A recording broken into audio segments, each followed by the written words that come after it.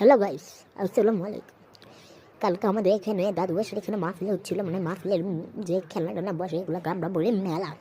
তো এখানে মেলা থেকে আমরা একটা মাটির ব্যাংক কিনছি। এটার দাম কত হতে পারে আপনারা একটু বলেন।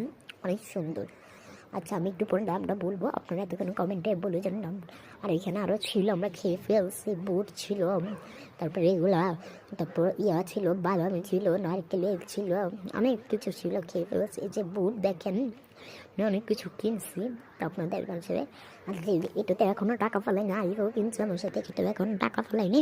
যখন টাকা ফেলাবো তখন আপনাদের সাথে এটা শেয়ার করবো। আমরা এটাও শেয়ার করবো আপনাদের সাথে, বইতে আমার রাফা সব শেয়ার করবো। বুঝলেন না এটার দাম কত?